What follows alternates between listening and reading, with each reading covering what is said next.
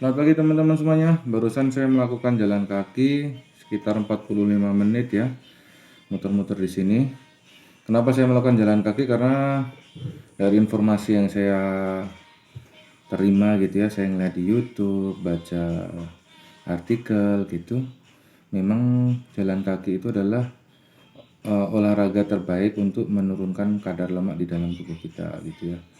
Kenapa kok nggak lari? Ya, yang saya bilang kemarin itu kalau lari itu kita high intensity ya. Jadi tubuh menggunakan cadangan energi secara cepat gitu ya. Cadangan energi yang bisa diperoleh secara cepat untuk melakukan kegiatan lari itu karena high intensity gitu ya. Heart rate kita juga tinggi gitu. Jadi tubuh menggunakan cadangan gula dan karbohidrat untuk melakukan olahraga lari itu gitu.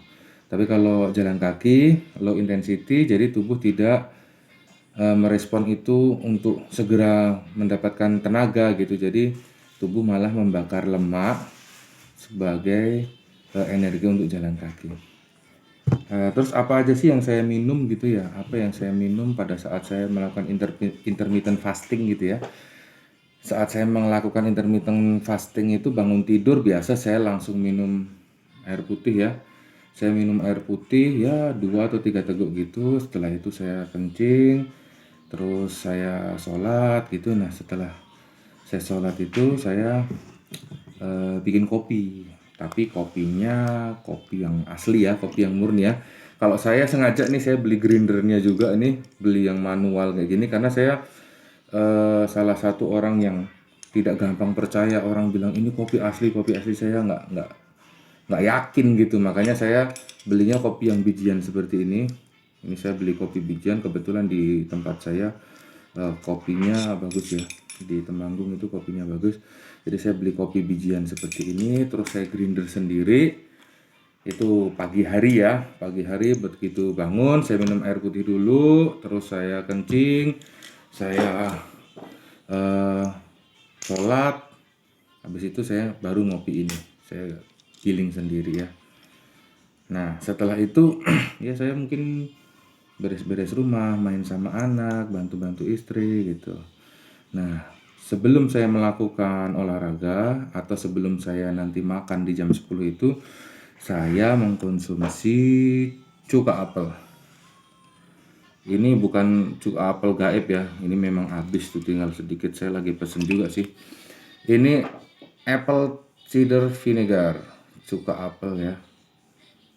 Ini yang vinegar with cuka apel, vinegar with mother. Jadi dia yang asli ya, yang asli. Jadi kadang suka masih ada kayak apa tuh namanya, yang ngendap-ngendap itu loh, itu malah yang asli ya. Jadi yang asli, yang murni, terus dia tidak ada tambahan madu, tidak ada tambahan, pokoknya ini asli lah gitu, yang murni. Kalau di sini tulisannya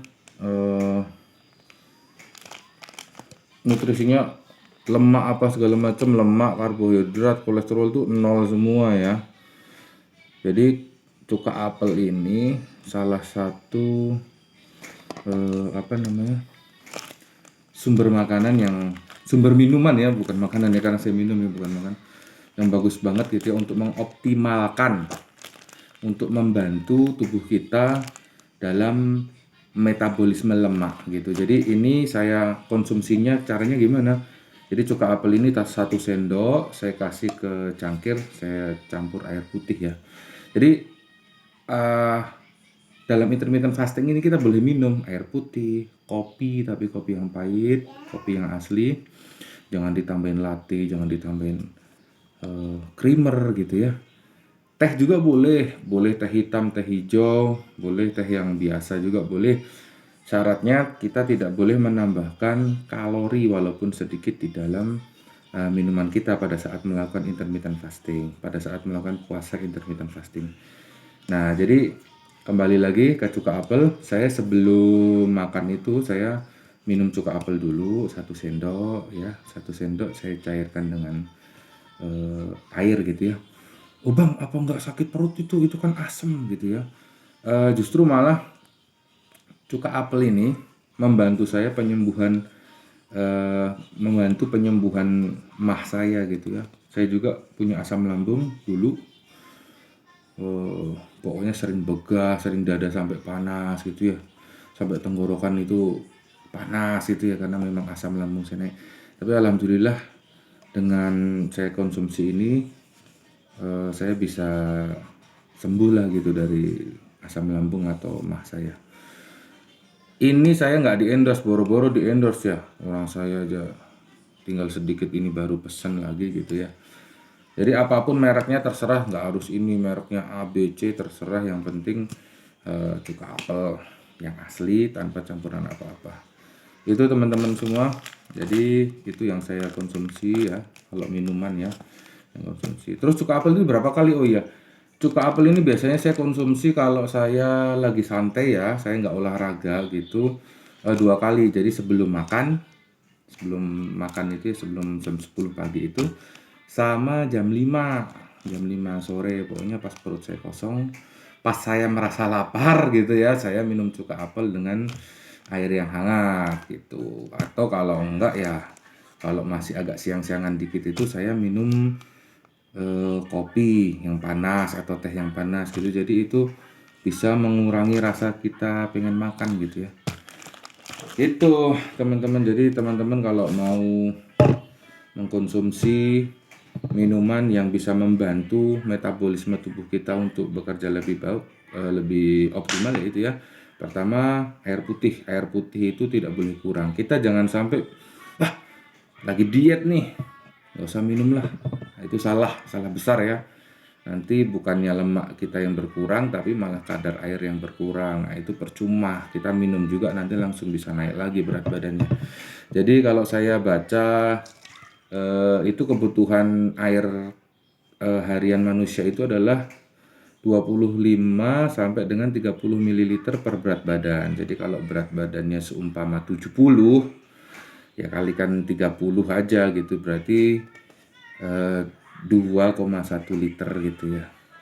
2,1 liter untuk kebutuhan air kita gitu. Itu di luar kalau kita olahraga. Kalau olahraga ya pasti kita menyesuaikan kebutuhan kita ya. Terus kopi usahakan yang asli. Kalau ragu ya beli biji kopi di grinder sendiri gitu ya. Kemudian teh hijau itu juga membantu proses metabolisme lebih cepat gitu ya, jadi membantu pembakaran lemak dalam tubuh. Terus yang terakhir dan yang menurut saya paling top di antara yang lain itu yang kopi sama teh ya ini, cuka apel. Oke teman-teman, besok tanggal 1 ya, jadi besok adalah kita timbang ya, update progres untuk penurunan berat badan yang kedua ini. Terima kasih teman-teman. Assalamualaikum.